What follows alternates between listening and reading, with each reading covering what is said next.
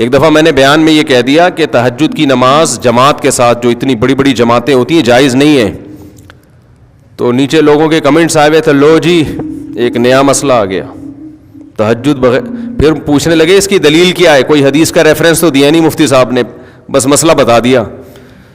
اتنے نیچے negative comments کہ ان لوگوں کو یہ اپنے فرقے کے گول کیپر ہیں، یہ اپنے فرقے کو پھیلانے کی کوشش کر رہے ہیں. دیکھو بغیر دلیل کے. جس بیچارے کو یہ نہ پتا ہو، جن بیچاروں کو کہ دلیل اس کے ذمے ہوتی ہے تو دعویٰ کرتا ہے. دلیل کس کے ذمے ہوتی ہے؟ جو دعویٰ کرتا ہے.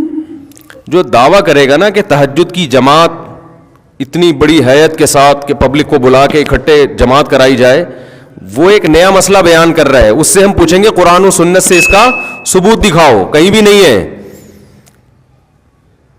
تو دلیل اس کے ذمے جو اس عمل کو جائز کہہ رہا ہے، جو ناجائز کہہ رہا ہے اس کے ذمے ریفرنس پیش کرنا نہیں ہے. وہ بغیر ریفرنس کے اس کی بات زیادہ مضبوط ہے. نہیں آئی میرا غلط بات سمجھ میں کہوں وسیم بھائی نے میرے 1 لاکھ روپے چرائے ہیں، اللہ نہ کرے وسیم بھائی ایسے نہیں ہے. وسیم بھائی کہہ رہے ہیں میں نے کوئی نہیں لیے، کورٹ میں کیس گیا، میں کہہ رہا ہوں وسیم نے لیے ہیں. عدالت وسیم کہہ رہے ہیں میں نے نہیں لیے. عدالت مجھ سے کہتی ہے گواہ پیش کرو، دلیل دو اس نے لیے. میں کہتا ہوں دلیل یہ دے گا کہ اس نے نہیں لیے. بولو نا کیا ہو گیا؟ یہ کوئی عقل مندی کی بات ہوگی؟ میں بولوں گا کہ اس نے لیے ہیں، وہ کہے گا میں نے نہیں لیے. عدالت کہتی ہے مجھے کہ گواہ پیش کرو کہ اس نے چوری کی ہیں، تمہیں کوئی کیمرہ دکھاؤ، کوئی دلیل دو. میں کہوں یہ دعویٰ کر رہا ہے کہ اس نے نہیں لیے، یہ دلیل پیش کرے گا. یہ عدالت کہے گی بھائی پہلے اپنی کھوپڑی کا علاج کراؤ. تو قرآن و سنت کے ساتھ جو ہے نا، جو آج کل نئے نئے اسکالر آ رہے ہیں، انہوں نے اسی طرح تختہ مشق بنایا ہوا قرآن و سنت کو. انتہائی فضول بات ہے کہ قضاء عمری پہ دلیل مانگیں کہ نمازیں جب 10 سال کی اکٹھی ہو جائیں تو دلیل دو کہ یہ پڑھنا ضروری ہے.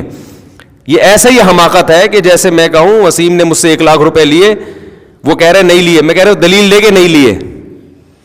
نماز ذمے سے ساقط نہیں ہوتی جب تک قضا نہیں پڑھو گے آپ، اور توبہ بھی اور قضا بھی. تو دلیل اس کے ذمے جو کہے کہ 10 سال جب اکٹھی ہو جائیں تو بغیر توبہ بغیر قضا کے معاف ہو جاتی ہیں، وہ دعویٰ کر رہا ہے. وہ نماز آپ کے ذمے سے ساقط کر رہا ہے جو اللہ نے فرض کی ہے. اس ساقط کرنے کی کیا دلیل ہے؟ آپ کوئی ایک ضعیف حدیث بھی پیش کر دو. سمجھ میں نہیں آ رہی میرا خیال ہے بات. اتنا اسلام کا بھاری بھرکم حکم جس سے بڑا اسلام میں کوئی حکم ہی نہیں ہے. 10-20 سال ہو گئے پیتے رہے، نماز ہی گول کر دی.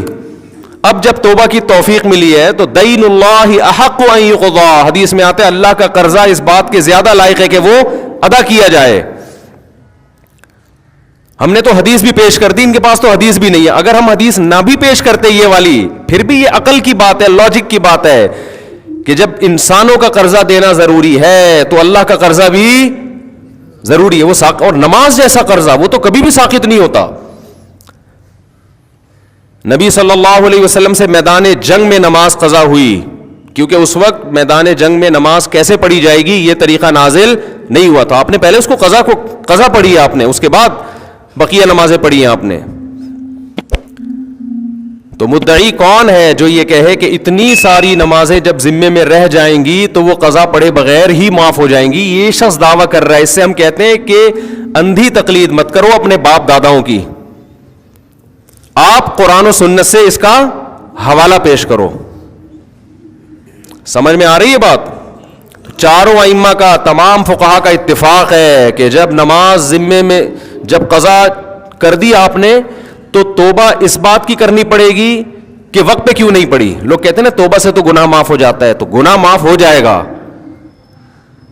لیکن وہ جو آپ کے ذمے نماز واجب ہوئی ہے وہ معاف قضا کے بغیر نہیں ہوگی. سمجھتے ہو کہ نہیں سمجھتے؟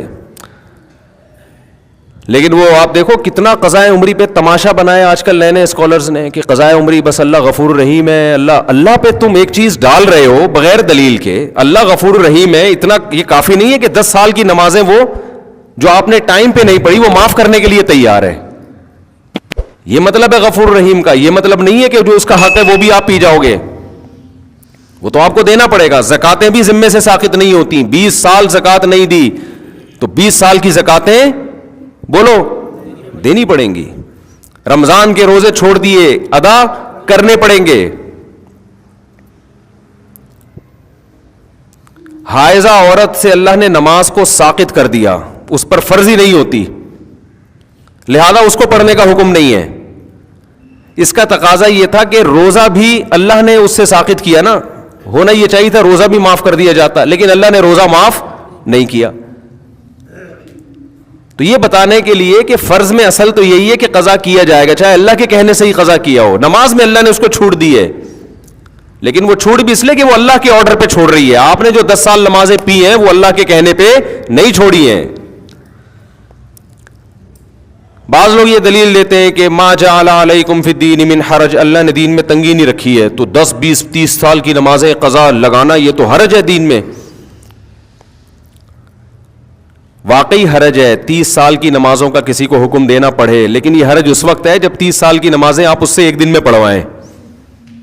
جب آپ 30 سال کی نمازوں کے لیے 30 سال کا ٹائم دے رہے ہیں اس کو، یا 10 سال کا ٹائم دے رہے ہیں، پھر تھوڑی حرج ہے. تو یہ نئے نئے اسکالرز کو سننا چھوڑ دو خدا کے واسطے، یہ تمہیں جہنم کی آگ کی طرف لے کے جائیں گے. یہ ریفرنسز ہیں ان کے پاس، قرآن حدیث آتا واتا ان کو کچھ بھی نہیں ہے.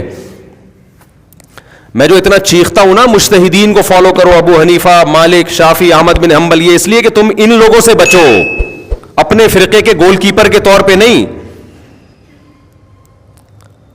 فوراً جب ہم کوئی بات کرتے ہیں نا تو فوراً یہ کہ یہ تو اپنے فرقے کے کیا ہیں، گول کیپر ہیں. یہ بات غیر مسلم بھی کرتا ہے. جب آپ اسلام کے برحق ہونے کی بات کرتے ہو کہتے ہیں یہ تو چونکہ مسلم ہے لہذا اس نے کس کو سپورٹ کرنا ہے، اسلام کو. بھائی ہم مسلم ہونے کی وجہ سے اسلام کو سپورٹ نہیں کر رہے، اسلام کے مدلل ہونے کی وجہ سے مسلم ہیں. اسلام کے علاوہ ہمیں کوئی سمجھ میں ہی نہیں آتا.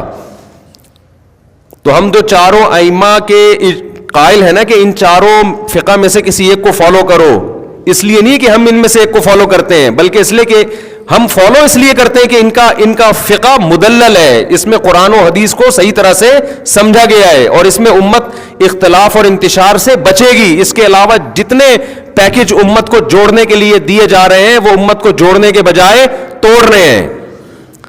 سمجھ میں آ رہی ہے بات کہ نہیں آ رہی؟ وہ پیکج بڑے جاندار، شاندار اور پرکشش، لیکن ان پیکجز پہ جب آپ عمل کریں گے نا تو اس میں ٹوٹنے کا عمل بڑھتا چلا جائے گا. ہر اسکالر ایک نیا فرقہ ہے اور دعویٰ یہ کرتا ہے کہ میں قرآن و حدیث کے علاوہ کسی چیز کو نہیں مانتا، لیکن 4 اسکالر ہوں گے تو چاروں کی الگ الگ رائے، 5واں ہوگا تو اس کی الگ رائے، 6واں ہوگا تو اس کی الگ رائے. چند چیزوں میں متفق ہوتے ہیں، باقی ہر چیز میں الگ ہیں. تو یہ امت کا ویسے ہی بیڑا غرق ہونے والا ہے جس طرح سے ابھی چل رہا ہے نا حساب کتاب. اور ان جدید جتنے اسکالرز ہیں نا ان میں ایک چیز کامن ہے، قضاء عمری کا سب کیا کرتے ہیں؟ انکار. قدیم جتنے اسکالرز ہیں مذہب کے ان میں ایک چیز قدر مشترک ہے، قضاء عمری کا کوئی بھی انکار نہیں کرتا. قضاء عمری سمجھتے ہیں کہ نہیں سمجھتے؟ تو کہاں ہم ابھی آتے ہیں اس سے دوبارہ سے اصل ٹاپک کی طرف آؤں گا میں. تو وہ میں کہہ رہا تھا کہ اجتماعی حیت پہ قرآن خوانی کیا ہے میرے بھائی؟ بولو نا. جائز نہیں ہے. اس کیوں جائز نہیں ہے؟ جب اجتماعی سطح پہ کوئی عمل کرتے ہیں، جیسے تہجد ہے، تہجد میں نبی صلی اللہ علیہ وسلم نے لوگوں کو جمع کر کے کبھی نہیں بلایا، کوئی ایسی روایت نہیں ہے. ہمیشہ آپ نے تہجد پڑھی، 1 2 3 4 صحابہ آپ کے ساتھ شامل ہو گئے، یہ جائز ہے، ہم بھی اس کو جائز کہتے ہیں. امام ابو حنیفہ کو چونکہ قرآن و سنت بہت اچھی طرح سے آتا تھا لہذا اس عمل کو امام حنیفہ جائز کہتے ہیں. بھائی اتفاقی طور پر کوئی تہجد کے لیے کھڑا ہوا ہے، 2 4 آدمی اس کے پیچھے آ جائیں، اعلان کر کے کہ فلاں اتنے بج کے اتنے منٹ پہ ہمارے یہاں تہجد کی نماز ہوگی، تمام حضرات تشریف لے آئیں. اس کا ثبوت ہمیں قرآن و سنت میں نہیں ملتا، صرف رمضان میں حضرت عمر کے عمل سے ملتا ہے، تراویح جس کو کہا جاتا ہے، اس لیے اس کو نام بھی الگ دیا گیا. سمجھتے ہو گے نہیں سمجھتے؟ اس میں اجتماعی حیت. اور حضرت عمر نے کیوں؟ اس لیے کہ نبی نے یہ رمضان میں 3 دن کیا پھر چھوڑ دیا تاکہ فرض نہ ہو جائے. تو حضرت عمر سمجھتے تھے کہ آپ نے اس لیے چھوڑا فرض نہ ہو جائے، یہ اس کی علامت ہے، آپ اس کو زندہ رکھنا چاہتے تھے. تو اب فرضیت کا امکان ختم ہو گیا لہذا حضرت عمر نے اس عمل کو دوبارہ شروع کرا دیا. تو رمضان گیا اور وہ تراویح کی نماز گئی. اس میں قیام اللیل کا بھی ہمیں ثبوت نہیں ملتا کہ الگ سے پھر رات کو آپ اجتماعی حیت پہ نماز پڑھی جائے.